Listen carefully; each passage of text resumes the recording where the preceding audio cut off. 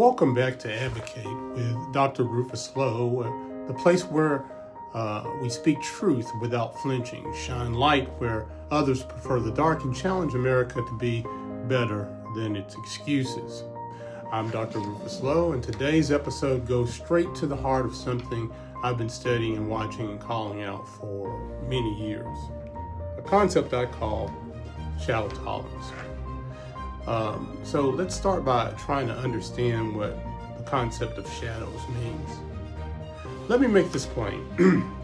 Shadow tolerance is the understanding that evil hides best when we pretend not to see it. And in America, that hiding place, the shadows as I refer to, has become comfortable, familiar, and convenient. But here's the part many folks don't want to admit. There's a large faction of American voting public who prefer that evil remain hidden, not eliminated, not confronted, just hidden. Because if evil stays in the shadows, they don't have to change. They don't have to confront their biases. They don't have to challenge their traditions, and they definitely don't have to hold their own communities accountable. So keeping that in mind, shadow tolerance is the silent agreement to let harm go unchecked as long as the lights stay dim.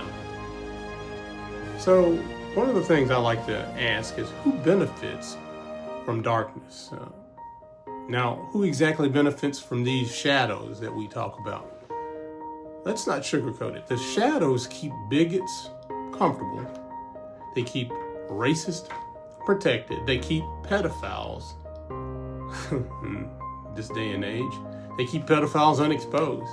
They shield people who weaponize religion, who distort patriotism, who manipulate fear, who feed on silence. And society, yes, even polite society, goes along with it. Because America has a long tradition of avoiding discomfort, even when discomfort could save lives. You see, the shadows aren't accidental. They're curated, they're preserved, they're guarded, because the moment you shine a light, everybody can finally see who's been benefiting from the dark. And pretty much, folks, that terrifies them, because they don't want you to see who's doing bad things in the dark. Why are these shadows then remain? Why are they allowed?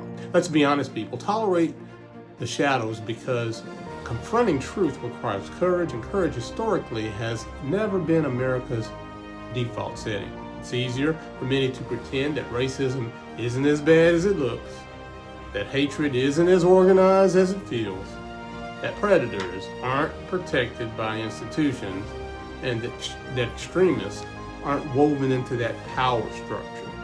Because acknowledging the truth forces a reckoning, and a reckoning forces action. So instead, the shadows remain. Comfortable darkness, predictable injustice, a quiet place where harmful people thrive, hidden, protected, and unchallenged. The only light that works. But this is the good news, and the part that scares the people who rely on the shadows. There is a light powerful enough to break through all of it. It's not a politician, it's not a party, it's not a pundit. No, the only light strong enough to dispel the darkness is a woke electorate. Yes, a woke electorate. Now, I'm not talking about the cartoonish version of woke that certain politicians have turned into a punchline or a meme. I'm talking about an electorate that is awake to injustice, aware of manipulation, alert to hidden harm, and unwilling to tolerate silence, unmoved by fear-based politics, and committed to truth, even when it's uncomfortable. A woke electorate doesn't whisper, it exposes, it illuminates, it demands accountability, it refuses to coexist with hatred in the dark. A woke electorate doesn't just turn the light on, it keeps the light on, and when the light stays on, shadows have nowhere to hide. So the question might remain, why does all this matter now?